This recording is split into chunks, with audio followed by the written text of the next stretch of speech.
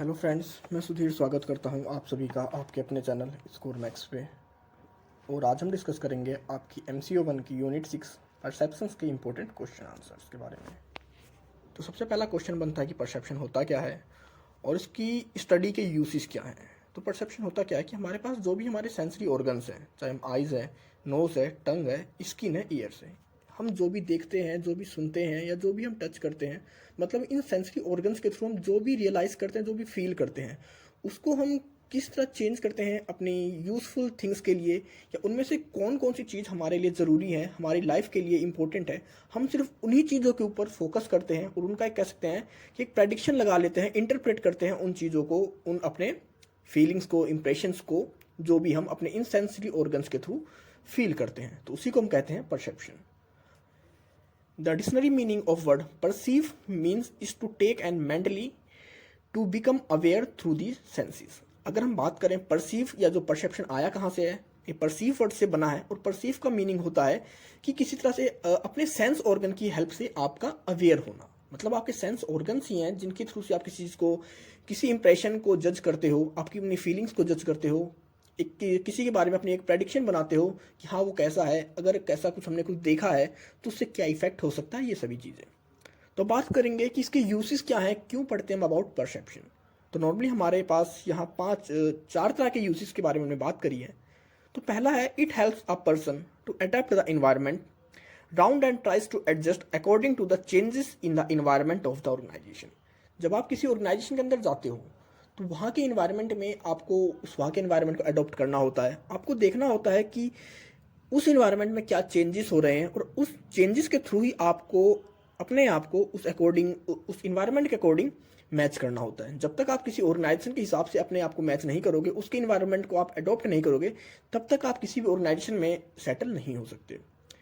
दूसरा है, there may be variation in the sensory information registered in the mind of an individual but the responses are according to the need of the hour and the not feelings they have in their mind।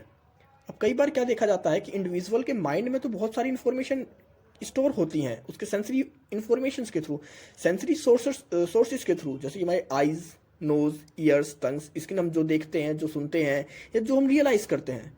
लेकिन उसका हमें perception क्या है, उसको क्या importance है, उसको use कब करना है, वो हम परसेप्शन की स्टडी के बाद ही समझ पाते हैं, ना कि अब वहाँ पर अपनी फीलिंग्स को यूज़ करते हैं। वहाँ पर देखते हैं कि कौन सी चीज़ रेलिवेंस है जिस चीज़ का यूज़ किया जाए। नेक्स्ट है, the perceived size of a situation or object remains the same but the distance can vary. अब आपका जो परसेप्शन होता है वो तो सेम हो सकता है, लेकिन आपकी कंडीशन हरदम अलग अलग होती है। तो आपकी अलग अलग कंडीशन में आपके क्या परसेप्शन होने चाहिए, उन चीज़ों की आपकी जो हेल्प करता है वो भी इसकी स्टडी ही हेल्प करती है। क्योंकि आपके परसेप्शन तो एक ही जैसे होंगे, लेकिन day by day, time by time आपकी जो सिचुएशंस होती हैं वो हरदम फ्लक्चुएट्स होती रहती हैं। लास्ट पॉइंट है इसका, the gap between the sensations and the perceptions help to have a clear benefit as desired. अब एक होती है आपकी सेंसेशन, दूसरी होती है आपकी परसेप्शन।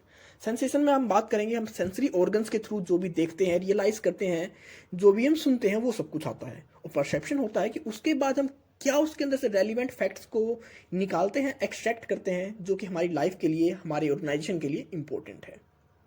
तो ये कुछ इसके यूजेस थे studying about perception. Next question आता है, explain process of perception, what are the factors those influence perception. तो इसमें बात करेंगे हम कि परसेप्शन का प्रोसेस क्या होता है और कौन कौन से फैक्टर्स होते हैं जो कि हमारी परसेप्शन को इन्फ्लुएंस करते हैं, उसके ऊपर इफेक्ट डालते हैं।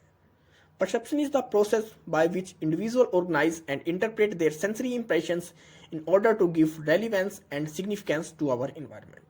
तो परसेप्शन के बारे में हम देख ही चुके हैं, एक तरह से क्या प्रोसेस है जिसके थ्रू कोई भी इंडिविजुअल जो भी इंटरप्रेट करता है अपनी सेंसरी ऑर्गन्स के थ्रू, उसके अंदर से रेलिवेंट और जो सिग्निफिकेंस डाटा होता है इन्वायरमेंट का, उसको किस तरह वो एक्सट्रैक्ट करता है, वही आपका कहलाता है परसेप्शन। अब परसेप्शन के अंदर अगर हम प्रोसेस की बात करें तो इसकी प्रोसेस में सबसे पहला पार्ट आता है आपका perceptual inputs of stimuli. In the first stage of perception which expresses perceptual inputs which encompasses all stimuli which exist in our environment including information, object, events, people, etc. The perception has these inputs। तो सबसे पहले आता है आपका stimuli, मतलब कहाँ से हम उस परसेप्शन को बनाएंगे, उस परसेप्शन के लिए हम किसी ऑब्जेक्ट को देखकर हमारा कोई परसेप्शन बना, हमने कोई इन्फॉर्मेशन देखी तो उसके बाद हम उसके अंदर से रिलेवेंट फैक्ट्स को निकाल रहे हैं, किसी इवेंट में गए, हम किसी पर्सन से मिले, तो सबसे पहला आता है आपका स्टिमुलस मतलब इनपुट, कि जिसके थ्रू हमारा जो परसेप्शन बनेगा। दूसरा होता है perceptual mechanism. In the second stage of perception which includes perceptual mechanism, it deals with the transformation of perceptual inputs to output. It is three processes, namely selection, organizations, and interpret of stimuli which are in the environment. Every individual go through these steps, but they vary in their methodology of selection, organizing, and interpreting the stimuli in their own way, which is based on personality and predispositions and biases. अब इसमें होता है कि अब हमारे पास जो भी input हमने कलेक्ट किया है अपने सेंसरी ऑर्गन्स के थ्रू, उस इनपुट को हम किस तरह आउटपुट में कन्वर्ट करते हैं। अब उसके अंदर सबसे पहले हम देखेंगे कि हमें कौन कौन सा डाटा चाहिए, कौन कौन सा हमारी लाइफ के लिए, हमारे ऑर्गेनाइजेशन के लिए इंपॉर्टेंट है। सबसे पहले हम उसको सेलेक्ट करेंगे, फिर उसके बाद हम उसको एक ऑर्गेनाइजेशन कह सकते हैं ऑर्गेनाइज करेंगे एक मैनर के अंदर कि हमें किस तरह उस डाटा को ऑर्गेनाइज करना है। फिर उसके बाद हम देखेंगे कि हम उस डाटा के थ्रू हम कौन कौन सी इंफॉर्मेशन को निकाल सकते हैं, एक्सट्रैक्ट कर सकते हैं, जो कि हमारे लिए यूजफुल है, इंपॉर्टेंट है। नेक्स्ट स्टेप होता है perceptual output. It is the third stage of perception. This output are derived from the process of perceptual through outputs. It includes an individual attitudes, opinion, feelings, values and actions. अब इसमें होता है कि जो हमारे पास जो हमने मैकेनिज्म करा था परसेप्चुअल का, मतलब हमने डाटा का जो भी हमारे इनपुट था सिलेक्शन किया, फिर उसको ऑर्गेनाइज किया एक फॉर्म के अंदर, फिर उसको हमने इंटरप्रेट किया। अब इंटरप्रेट के बाद क्या आएगा, हमारा वहां से एक आउटपुट निकल के आएगा रिगार्डिंग टू कि इंडिविजुअल का कैसा एटीट्यूड है, कैसे ओपिनियंस हैं, कैसी फीलिंग्स हैं, वैल्यूज हैं, किस तरह के एक्शंस को लेगा अपनी रियल लाइफ के अंदर, या किसी भी थिंग्स से रिलेटेड किसी भी कह सकते हैं प्रोसेस के अकॉर्डिंग उसकी क्या ओपिनियन है। तो इन सभी की बात करते हैं हम परसेप्चुअल आउटपुट के अंदर। अब नेक्स्ट आता है pattern of behaviour. It is the fourth stage of perception. It says that behavior is the resultant factor of perception. The behavior of a perception या perceiver enables in generating responses which give rise to a new set of input. अब इसमें हम बात करेंगे pattern of behaviour. Behaviour होगा कैसा, तो जैसा कहीं ना कहीं आपका जो परसेप्शन है और आपका जो बिहेवियर, ये दोनों आपस में इंटरलिंक है। जैसा आपका परसेप्शन होगा वही आपका कह सकते हैं बिहेवियर को शो करेगा। तो इसमें हम देखते हैं कि हमारा बिहेवियर कैसा है, क्योंकि जैसा हमारा परसेप्शन का आउटपुट आया था उसी के हिसाब से हमारा अब कहेंगे बिहेवियर आएगा। और कहीं ना कहीं यही चीज़ आपकी जो इनपुट्स आप जनरेट करते हैं अपने ऑर्गेनाइजेशन के अंदर उसको इफेक्ट करेगा, क्योंकि जैसा आपका बिहेवियर होगा उसी तरह आप परफॉर्म करोगे, उसी तरह आप वर्क करोगे और अपने रिस्पॉन्सेज को कंप्लीट करोगे, फुलफिल करोगे। अब इसमें फैक्टर्स कौन कौन से हैं जो हमारे परसेप्शन को कह सकते हैं इन्फ्लुएंस करते हैं, उसके ऊपर इफेक्ट डालते हैं। तो नॉर्मली हमारे पास यहाँ 3 फैक्टर है, factors in the perceiver, factors in the target और फैक्टर्स इन द सिचुएशन। अब फैक्टर इन द परसीवर है, it includes self concept, attitudes, motivates, interest, experience and expectations of the perceiver. तो इसके अंदर होता है कि हमारी किसी से क्या हमारा कॉन्सेप्ट है किसी चीज़ के, अगर किसी के अकॉर्डिंग हम कोई परसेप्शन बना रहे हैं अपनी, तो उसके अकॉर्डिंग हमारा बिहेवियर क्या है, उस पर्सन का बिहेवियर क्या है, क्या वो मोटिवेट है या नहीं है, उसका इंटरेस्ट क्या है, उसके पास कितना एक्सपीरियंस है, और उससे हमारी कह सकते हैं एक तरह से कि एक्सपेक्टेशंस क्या है, कि हम कितना उससे एजम्पशन ले रहे हैं कि हाँ वो इतना काम करेगा या अपने इस गोल को अचीव करेगा, इन सभी चीज़ों के बारे में। तो सबसे पहला होता है कि हमारा जो भी परसीवर है उसकी क्या सेल्फ कॉन्सेप्ट है, एटीट्यूड्स हैं, मोटिवेट्स है और नहीं है, उसका इंटरेस्ट क्या है, एक्सपीरियंस क्या है और हमारी एक्सपेक्टेशंस क्या है। दूसरा होता है फैक्टर्स इन द टारगेट, कि हम किस तरह के फैक्टर को टारगेट कर रहे हैं अपनी परसेप्शन के थ्रू।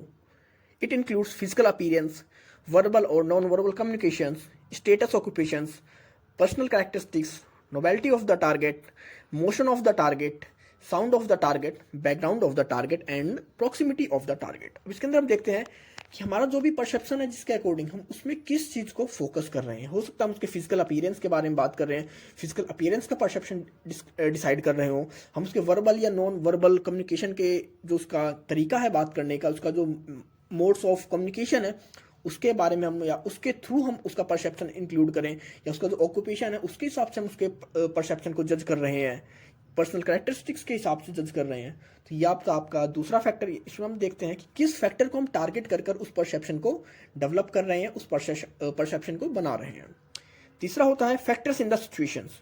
सिचुएशंस के अंदर बात करेंगे, it includes social context, organisational role, work setting, location of event and time all these factors help in determining the perception about others. तो इसके अंदर हम देखते हैं कि हमारी सिचुएशंस क्या है जिस सिचुएशन में हम उस परसेप्शन को बना रहे हैं। हम सोशली कॉन्टेक्स्ट में बात कर रहे हैं, ऑर्गेनाइजेशन रोल के अंदर बात कर रहे हैं, या किसी इवेंट की बात कर रहे हैं, या फिर हम किसी वर्क सेटिंग के अंदर बात कर रहे हैं। तो नॉर्मली 3 तरह के फैक्टर्स होते हैं जो कि इन्फ्लुएंस करते हैं आपके परसेप्शन को। पहला होता है कि हमारा परसीवर जो है वो किस तरह का है, दूसरा कि हम किस चीज़ को टारगेट कर रहे हैं उस परसेप्शन को डेवलप करने के लिए, और तीसरा होता है कि सिचुएशन क्या है उस पर्सन के सामने, उस इंडिविजुअल के सामने, जब उस परसेप्शन को कह सकते हैं अडॉप्ट कर रहा है, उसको कह सकते हैं एनालाइज कर रहा है। नेक्स्ट क्वेश्चन आता है, what are the barriers to accurate perception. Accurate perception के लिए कौन कौन से बैरियर्स है जो कि हमें हमारे परसेप्शंस को एकदम एक्यूरेट हमें जज नहीं करने देते, या अपने परसेप्शंस को एकदम एक्यूरेट जज नहीं कर पाते, उनको एनालाइज या इंटरप्रेट नहीं कर पाते। तो यहाँ पर हमारे पास कुछ बैरियर्स हैं। तो सबसे पहला है स्टीरियोटाइपिंग। स्टीरियोटाइपिंग होता है कि हम किसी को पहले से ही जज कर लेते हैं, उसके बारे में पहले से एक विचारधारा बना लेते हैं कि हाँ ये पर्सन इससे बिलोंग करता है तो ये इसी टाइप का होगा, इसका इस तरह कॉम्प्लेक्स होगा, इसका इस तरह एटीट्यूड होगा। तो जब हम किसी के बारे में पहले से स्टीरियोटाइप्स बना लेते हैं तो वहाँ पर हमारा जो परसेप्शन होता है वो एक्यूरेट नहीं होता। दूसरा होता है आपका हेलो इफेक्ट। हेलो इफेक्ट में बात करेंगे, this perception bias means drawing a general impression about individual on the basis of single characteristics. अब किसी पर्सन के बारे में, किसी इंडिविजुअल के बारे में हम उसकी किसी एक सिंगल कैरेक्टरिस्टिक्स को लेकर ही उसके कंप्लीट कह सकते हैं बिहेवियर के बारे में एक परसेप्शन डेवलप कर लें, उसकी पर्सनैलिटी डेवलप कर लें, only on the basis of single impression, ये कह सकते हैं उसकी किसी भी सिंगल कैरेक्टरिस्टिक्स के ऊपर हम उसकी पूरी की पूरी पर्सनैलिटी को डेवलप कर लें अपने माइंड में। तो वो भी कहीं ना कहीं एक बैरियर है हमारे किसी दूसरे के इंडिविजुअल के परसेप्शन को जज करने का। तीसरा है सिमिलर टू मी इफेक्ट और प्रोजेक्शन। अब इसके अंदर बात करेंगे, it is the another common bias which involves the tendency for people to perceive more favourably others who are like themselves than those who are dissimilar. अब कुछ person हमारे जैसे कह सकते हैं कि सिमिलर होते हैं और कुछ हमसे अलग होते हैं, तो उनके बारे में भी कहीं ना कहीं हमारा जो परसेप्शन होता है वो सही नहीं मिल पाता। जो हमारे जैसा है, जो हमसे सिमिलर है, उसके बारे में हमारा जो परसेप्शन होता है कह सकते हैं अच्छा होगा। अगर जो हमसे सिमिलर नहीं है तो उसके बारे में हमारा जो परसेप्शन है वो एक्यूरेट नहीं होगा। तो कहीं ना कहीं इसके अंदर हमारी जो बायसनेस आ जाती है उसकी इफेक्ट से वो एक तरह से बैरियर बन जाता है हमारे परसेप्शन का। नेक्स्ट है आपका selective perception. It explains that people selectively interpret what they see on the basis of their interest, background, experience and attitude. Selective perceptions के अंदर हम बात करते हैं कि हम देखते तो बहुत कुछ अपनी लाइफ में, हम कह सकते हैं सुनते ही बहुत कुछ है, लेकिन हम सिर्फ इंटरप्रेट उसी चीज़ को करते हैं, उसी वे में करते हैं कि जैसा हमारा इंटरेस्ट होता है, जैसा हमारा बैकग्राउंड होता है, जैसा हमारा एटीट्यूड, जैसा हमारा एक्सपीरियंस होता है। तो जो भी कह सकते हैं हम अपने इंटरेस्ट के हिसाब से ही सामने वाले पर्सन को, अपनी कंडीशंस को, अपने इन्वायरमेंट में जो भी अवेलेबल है उसको इंटरप्रेट करते हैं। नेक्स्ट है आपका distortion. It is a distorting what we see or even totally avoid seeing what actually exist if we encounter data which is threatening or incorporate to our self concept. तो कई बार होता है कि हमारे पास डाटा तो है बट हम उसको इग्नोर कर देते हैं, देखते हैं कि वो हमारे लिए कह सकते हैं या तो हमारे लिए अच्छा नहीं है, हमारे लिए बेनिफिशियल नहीं है। तो कई बार हम उन चीज़ों को भी इग्नोर कर देते हैं जब हम परसेप्शन को डेवलप कर रहे होते हैं या इसको इंटरप्रेट कर रहे होते हैं। नेक्स्ट है आपका contrast effects. It is the evolution of a person characteristics that are affected by comparisons which other peoples recently encountered whose rank higher or lower on the same characteristics. कई बार हम comparison करने लग जाते हैं कि अगर आप किसी पर्सन को, इंडिविजुअल को जज कर रहे हैं और उससे पहले आपने किसी बहुत हायर को या बहुत लोअर को उससे पहले जज किया है, इंटरप्रेट किया है, तो कहीं ना कहीं आप उसके हायर या लोअर पर्सन जो भी इंडिविजुअल था उसके साथ उसको फिर आप कह सकते हैं कंपेयर करने लग जाओगे। और जब हम किसी के साथ कंपैरिजन करते हैं तो वो कहीं ना कहीं हमें एक्यूरेट परसेप्शन उस चीज़ का नहीं देता। तो ये कुछ हमारे पास बैरियर्स हैं एक्यूरेट परसेप्शन के। नेक्स्ट आपका एक्सप्लेन थ्योरी ऑफ एट्रीब्यूशन। अब थ्योरी ऑफ एट्रीब्यूशन होता क्या है कि हम जो भी परसेप्शन के थ्रू फील करते हैं, रियलाइज करते हैं, उसको हम किस तरह समझते हैं अपनी रियल लाइफ के अंदर, उसी को कहते हैं हम थ्योरी ऑफ एट्रीब्यूशन, या उसको हम एट्रीब्यूशन कहते हैं। Because it is the connected of judging the causes of others behaviour. इसके थ्रू हम किसी दूसरे के बिहेवियर को जज करते हैं। एंड इन एक्सट्रैक्ट एट्रीब्यूशन में गाइड टू एक्सट्रैक्ट परसेप्शन। और जैसा कि आपका कह सकते हैं अगर कोई आपका सही एट्रीब्यूट है तो आपको किसी के परसेप्शन को गाइड करने में भी आपकी हेल्प करेगा, वो आप उसका परसेप्शन भी इन एक्सट्रैक्ट होगा। our expectations our perspectives of what is taking place in the surroundings depend very much on our attributions.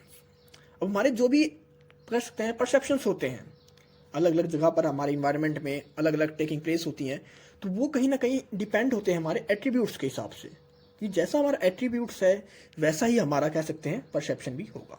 Attribution theory explains that when person examines behaviour they endeavor to establish whether it is caused due to internally or external factors. Internally causes behavior is when person are believed to be under the individual control of the person, or externally caused behavior is seen while ensuring from outside causes over which individual has no control.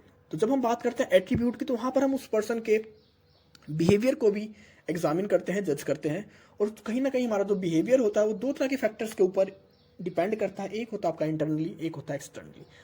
अब जो internally जिसको behave को effect करेंगे उसके ऊपर कह सकते हैं अपना इन्फ्लुएंस छोड़ते हैं, वो होते हैं कि अगर ऑर्गेनाइजेशन के अंदर वो काम कर रहा है तो उसे कंट्रोल कौन कर रहा है, उसका सुपीरियर कौन है, उसका ऑर्गेनाइजेशन किस तरह है.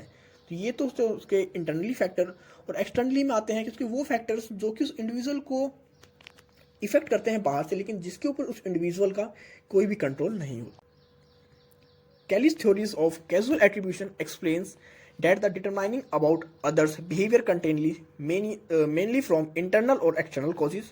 तो इनके अकॉर्डिंग हमारा जो एट्रीब्यूशन होता है वो इंटरनली या एक्सटर्नली कॉजेज की वजह से उसको हम डिटरमाइन करते हैं, जो उसका इफेक्ट करते हैं. और नॉर्मली यहाँ पर 3 तरह की इन्फॉर्मेशन को हाईलाइट किया गया है जो कि हमारे एट्रीब्यूशन के अंदर कैलीज थ्योरीज के अंदर बात करी गई हैं. पहला आता है आपका डिस्टिंग्विशनेस, दूसरा आता है आपका कंसीजस, और तीसरा आता है आपका कंसिस्टेंसी. अगर हम इसकी बात करते हैं तो इसमें हम बात करते हैं कि it is the level to which a person behaves in the similar way at various circumstances. कि जब इंसान के पास अलग अलग सर्कमस्टांसेस होती हैं, अलग अलग सिचुएशंस होती हैं, तो उसके अंदर वो पर्सन किस तरह बिहेव करता है. If one acts the same way in new situations, distinctiveness is low, but if one behaves in different way, distinguish is high. If a person particular behavior is unusual, an observer is likely to give the behavior an external attribution. If the action is not usual, it will the perhaps judge or internal. इसमें हम बात करते हैं कि किसी के person के सामने अगर कोई कंडीशन आती है तो उसमें किस तरह का वो कह सकते हैं रिएक्ट करता है, बिहेव करता है. अगर एक पर्सन हर नई सिचुएशंस में कह सकते हैं सेम तरह से रिएक्ट करता है, सेम तरह से वो एक्ट करता है, तो वहाँ पर हम कहेंगे जो डिस्टिंग्विश है वो बहुत कम है, वो लो है. लेकिन अगर एक वही पर्सन हर कंडीशन में अलग अलग वहाँ पर एक्ट करता है, अलग अलग कह सकते हैं उसका बिहेवियर होता है, तो वहाँ पर हम कहेंगे कि उसका जो डिस्टिंग्विश है वो बहुत ज़्यादा डिफर है, बहुत ज़्यादा लार्ज है. दूसरा होता है कंसिस्टेंस. इसमें बात करेंगे it is the level of which group behaves in the same way as the person we are judging. इसमें बात करते हैं कि हम जिसको जज कर रहे हैं वो हर कंडीशन में न्यू ग्रुप्स के अंदर उसी तरह बिहेव करेगा जिस तरह की हमने उसके बारे में परसेप्शन को डेवलप किया था. If others perform similar behaviour, consensus is measures high. If they do not, consensus is considered low. अब इसमें होता है कि हमने किसी इंडिविजुअल के लिए अपनी एक प्रेडिक्शन बना लेते हैं, परसेप्शन बना लेते हैं कि वो इस तरह का बिहेव करेगा, इस तरह से रिएक्ट करेगा, इस तरह से एक्ट करेगा. तो अगर वो हमारे सिमिलर ही एक्ट करता है, हमारे सिमिलर इसका बिहेवियर रहता है, तो वहाँ पर हम कहेंगे तो उसका कंसेसियस है वो बहुत ज़्यादा हाई है. लेकिन अगर उसके अपोजिट होएगा तो हम कहेंगे कंसेसियस है वो बहुत ज़्यादा लो है. तीसरा होता है आपका consistency. It is inclination to react the same way from the time to time. Consistency can be high or low. The more consistent the behaviour, the more the observer is prone the attribute it to internal causes and vice versa. While judging about the behavior of a new group, we have inclination to underestimate the influence of external factors and overestimate the influence of internal factors. In case of less than optimum performance by the others, it is called the fundamental attribution of error. This is also a propensity of persons to attribute their own success towards internal factors such as ability or efforts, while putting their responsibility for failure or external factors such as luck. This is called the self-serving partiality. अब इसमें बात करते हैं कि हमारा जो reaction होता है वो सेम होता है हर टाइम पे, मतलब टाइम कोई भी हो कि हमारा जो रिएक्शन होता है वो सेम ही होता है. अब इसमें कुछ पर्सन होते हैं कि अपने लक के ऊपर डिपेंड करते हैं कि अगर हमारा अगर कोई ऑर्गेनाइजेशन में काम कर रहा है तो वो सोचता है कि वो उसी तरह काम करेगा जैसा वो करता है। हो सकता है उसका वो मतलब अपने एक इंटरनल एक्सटर्नल फैक्टर्स के ऊपर डिपेंड होता है। अगर हम एक्सटर्नल फैक्टर्स की बात करें तो इसमें बात करेगा कि अपनी परफॉर्मेंस को किस तरह बढ़ाए, किस किस तरह अपने काम को इंक्रीज करे, अगर उसकी एरर्स है तो उसको किस तरह कम करे, उसको एरर को किस तरह ख़त्म करे। और अगर हम बात करते हैं कि जो उसके बाहर के फैक्टर्स को इफेक्ट करते हैं तो कई बार वो अपने लक के ऊपर कह सकते हैं, अपने कह सकते हैं कि सोचता है कि हाँ मेरा लक अच्छा है तो मेरा काम अच्छा ही होगा, मैं अच्छा ही करूँगा, मेरा जो बिहेवियर है वो भी अच्छा होगा, मेरा परसेप्शन भी अच्छा होगा। तो इसके अंदर होता है कि एब्जॉर्वर जो होता है वो अपने इंटरनल और एक्सटर्नल दोनों फैक्टर्स की वजह से या कहीं ना कहीं ये दोनों आपस में लिंक होते हैं और इसकी वजह से हमारी जो उसके बारे में एक बिहेवियर होता है, एट्रीब्यूट होता है, वो डेवलप हो जाता है। नेक्स्ट आपका describe managerial solutions in the concept of perceptions can be applied, कि कहाँ पर आपके जो परसेप्शंस के कॉन्सेप्ट हैं उन्हें अप्लाइड किया जाता है। तो नॉर्मली आपके मैनेजर्स का यूज़ करते हैं कि उन्हें पता होना चाहिए कि अगर उनके ऑर्गेनाइजेशन में कोई काम कर रहा है, कोई इंडिविजुअल काम कर रहा है तो उसको किस तरह इंप्रूव किया जा सके, किस वर्क के लिए कौन सा इंडिविजुअल परफेक्ट है, सूटेबल है। तो इन सभी चीज़ों के लिए हमारे जो मैनेजर होते हैं वो परसेप्शंस को यूज़ करते हैं, अप्लाइड करते हैं। तो सबसे पहला इसमें पॉइंट आपका advertising. Advertisers use the theory of perceptions to draw attention of the probable customers. According to the theory of perception, selective attention enables to maximize information gained by reducing assumption from the inappropriate sensory sources. अब इसमें होता है advertising में क्या होता है कि हम उसी चीज़ की एडवर्टाइजिंग करेंगे जिसकी सोसाइटी में, हमारी मार्केट में डिमांड होती है। तो उस चीज़ के बारे में हमें इंफॉर्मेशन कलेक्ट करनी होती है। जितना हमारे पास मैक्सिमम डाटा होगा उतना ही कह सकते हैं हमारा जो एजम्पशन होगा, जो हमारा परसेप्शन होगा, स्ट्रांग होगा। तो ये कैसे हम कलेक्ट करते हैं? अपने परसेप्शन के थ्रू। नेक्स्ट होता है आपका मेंटेनिंग सेफ्टी। अब सेफ्टी के अंदर बात करेंगे, the theory of perception is use to attract people towards there by giving adequate attention towards message of warning through proper design of content and proper display of the message. The content of the message should have signal word, hazard statement, consequences and instructions. Message should have distinctiveness towards the attention gathering, comprehensible and concise and durable. हम किसी individual के बारे में, हमने society के बारे में, market के बारे में एक परसेप्शन डेवलप कर ली, इन्फॉर्मेशन हमारे पास आई, हमने उसको एनालाइज किया, हमें पता लग गया कि सोसाइटी के अंदर, इस ऑर्गेनाइजेशन के अंदर, इस मार्केट के अंदर किस तरह के प्रोडक्ट को हम सेल कर सकते हैं।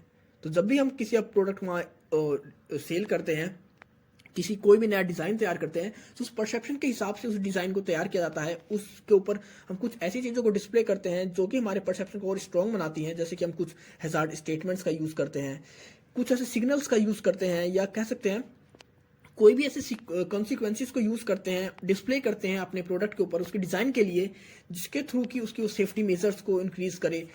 जो भी हमारे इंडिविजुअल्स हैं, जो भी हमारे कस्टमर्स हैं, उनके माइंड में उसकी सेफ्टी मेजर्स को भी इंक्रीज़ करे। नेक्स्ट आपका managing impression. Every businessman tries to develop a constructive impression of self in the mind of others. A job seekers always try to impress the employees by his abilities and knowledge by presenting the best of his achievement to judging the suitability of a job. A mature expert will be able to evaluate the abilities not only with the first impression but evaluating the overall knowledge and skill that is candidate possesses. अब इसमें होता है कि जब भी कोई manager किसी को अपने ऑर्गेनाइजेशन के अंदर रिक्रूट करता है तो उसे देखना होता है कि जो उसके पास काम है, क्या वो जो इंडिविजुअल आया है, जो भी वर्कर है, क्या उसके लिए सूटेबल है या नहीं है। अगर वो सूटेबल है तो किस फॉर्म में उसकी कौन कौन सी स्किल्स हैं, या फिर कह सकते हैं हम उसको जज करते हैं उसकी क्या क्या अचीवमेंट है। तो इन सभी चीज़ों को आप तभी एक तरह से जज कर पाओगे, इनका तभी आप डाटा कलेक्ट कर पाओगे जब आपका परसेप्शन स्ट्रांग होगा, आपका जो परसेप्शन का कॉन्सेप्ट है वो क्लियर होगा। तो normally impression management is prepared by the superiors through various organization activities, whereas hard work is evaluated at impressions management to prove the quality of social functioning. Overdoing of such actions may occur the cost of information's accuracy and high quality decision making.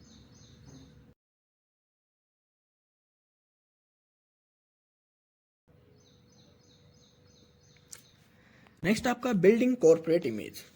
जब आपको कोई अपनी organisation की image develop करनी हो, मतलब अगर आपका कोई भी ऑर्गेनाइजेशन है तो आपकी एक कह सकते हैं एक कोशिश होती है कि अपने ऑर्गेनाइजेशन की अच्छी से अच्छी इमेज को, अपना जो इंप्रेशन है सोसाइटी के ऊपर, मार्केट के ऊपर अच्छे से अच्छा छोड़ा जाए, अच्छे से अच्छा आपका इंप्रेशन को डेवलप किया जाए। तो तभी आप कर पाओगे जब आपका जो कह सकते हैं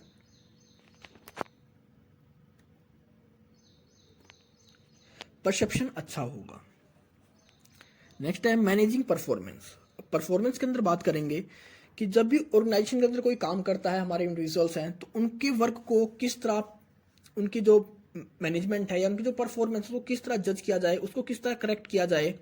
अगर कोई काम कर रहे हैं तो उसको किस तरह इंप्रूव किया जाए, देखा जाए क्या वो काम उसी हिसाब से कर रहे हैं जैसी हमारे इन्वायरमेंट को या जैसे हमारे ऑर्गेनाइजेशन को उसकी नीड है, क्या क्या वो हमारे ऑर्गेनाइजेशन नीड्स को पूरी कर सकते हैं, नहीं कर सकते। तो ये सब चीज़ देखते हैं हम इसके अंदर मैनेजिंग परफॉर्मेंस के अंदर।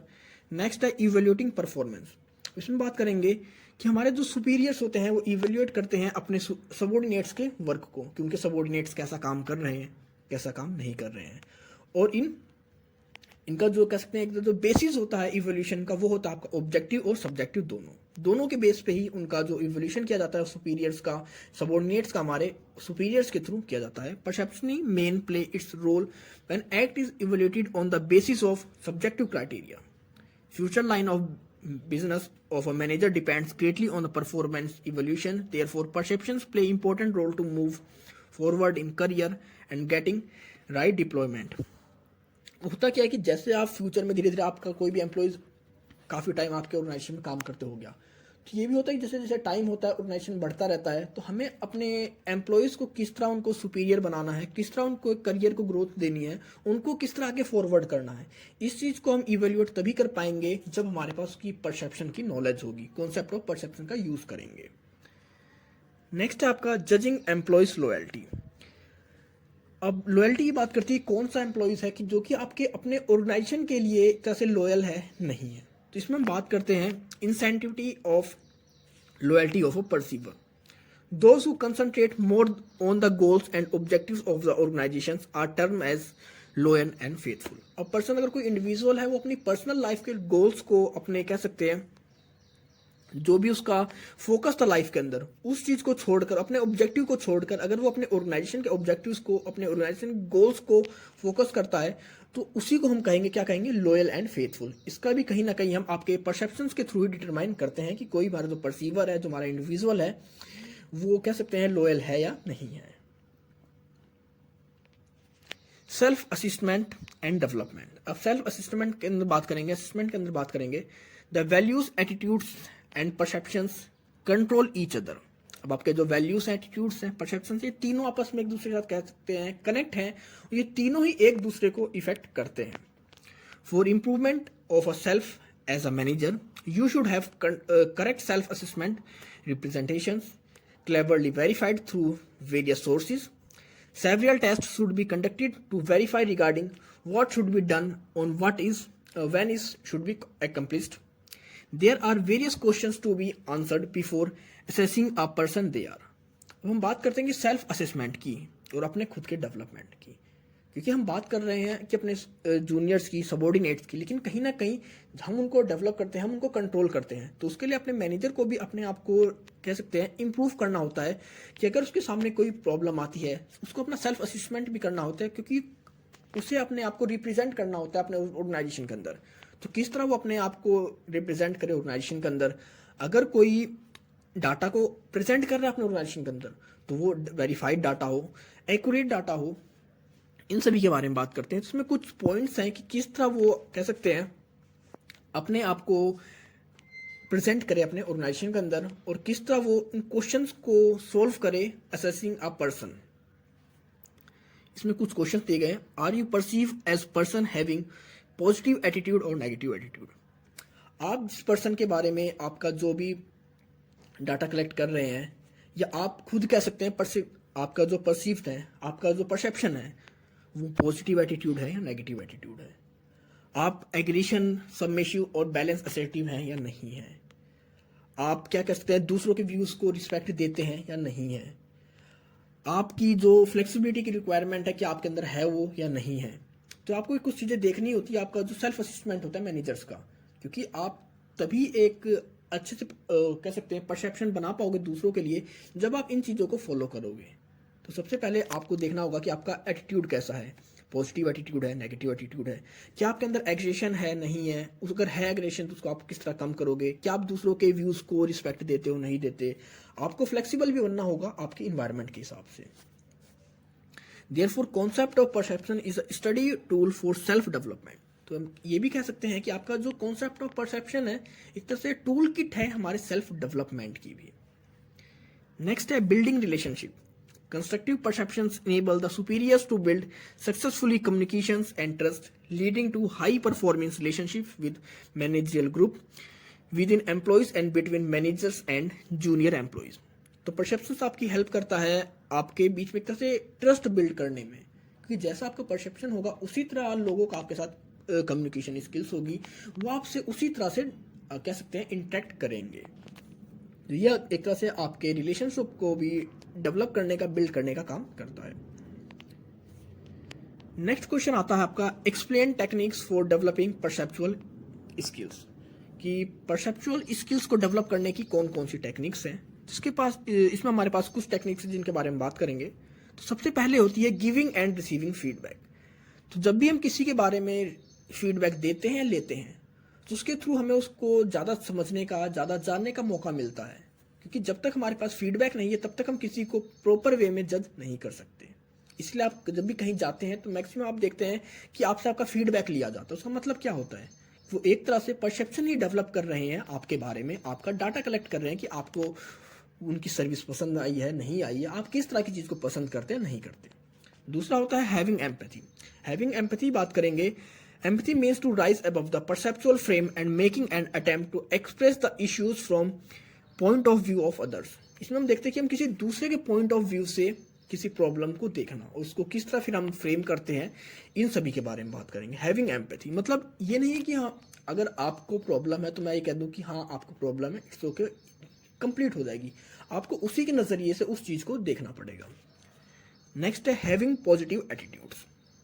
आपको अपना जो एटीट्यूड है वो डेवलप करना पड़ेगा पॉजिटिव वे में, तभी आप किसी दूसरे के परसेप्शंस को डेवलप कर पाओगे, उसके वर्क के परसेप्शन को डेवलप कर पाओगे। नेक्स्ट है एनहेंसिंग सेल्फ कॉन्सेप्ट। अब सेल्फ कॉन्सेप्ट के अंदर बात करेंगे कि आपको अपने एनहेंस करना पड़ेगा आपके सेल्फ कॉन्सेप्ट को, सेल्फ स्टीम को। Help an individual to respect and have to right perspective. जब आप खुद के सेल्फ स्टीम को डेवलप करोगे, सेल्फ कॉन्सेप्ट को डेवलप करोगे, तो तभी आप दूसरों को कह सकते हैं एक तरह से उनका जो पर्सपेक्शन होता है, पर्सपेक्टिव होता है, उनके बारे में आप जो भी एक तरह से सोचते हो, उनके बारे में एक प्रेडिक्शन लगाते हो, परसेप्शन बनाते हो, उसको प्रॉपर वे में काम कर पाओगे। Avoiding common biases. किसी के बारे में हमारा कोई स्टीरियोटाइप्स या बायसनेस के बिहाफ पर हमें कोई भी कह सकते हैं परसेप्चुअल या तो जो हम प्रेडिक्शंस बनाते हैं, पर्सपेक्शन बनाते हैं, वो नहीं होना चाहिए। अगर किसी के साथ हमारे रिलेशन अच्छे नहीं हैं तो ये नहीं कहेंगे कि हाँ इसके अकॉर्डिंग हमारे सारे परसेप्शन गलत ही होंगे। परसेप्शन अगर हम डेवलप करते हैं किसी के लिए तो वहाँ पर हमें बायसनेस को एकदम हटाकर उसको एज अ न्यूट्रल पर्सन जज करना चाहिए, उसको न्यूट्रल पर्सन ही देखना चाहिए। नेक्स्ट आपका कम्युनिकेशन। कम्युनिकेशन में देखा जाता है कि आपका जो कई बार कम्युनिकेशन हेल्थी नहीं हो पाता, या आपका जो नॉइज होता है इन्वायरमेंट के अंदर, उसकी वजह से आपका परसेप्शन गलत हो जाता है। तो आपको ये भी ध्यान रखना होगा कि आपका जो कम्युनिकेशन का प्रोसेस होगा, अगर उसमें कोई प्रॉब्लम है, कोई इश्यू है, तो उसको आप सॉर्टेड करो, सॉर्ट आउट करो, और आपका जो इन्वायरमेंट है उसके अंदर आप एक हेल्थी कम्युनिकेशन सिस्टम को डेवलप कर पाओ। लास्ट आपका करेक्ट यूज ऑफ एट्रीब्यूशन। अब करेक्ट यूज ऑफ एट्रीब्यूशन क्या होता है कि जिस तरह हमारा कोई कह सकते हैं परसेप्शन हमने किसी के हिसाब से देखा कि उसका क्या परसेप्शन, अब उसको हम किस तरह अपने माइंड में डेवलप करते हैं, क्या थिंकिंग है हमारी उस पर्सन के हिसाब से, उस पर्सन के लिए, उस इंडिविजुअल के लिए, उस चीज को हम बात करते हैं correct use of attribution. It is always better to have correct use of attribution rather than to have wrong ones, and it leads distortion of perception. It gives right approach to judge for future also.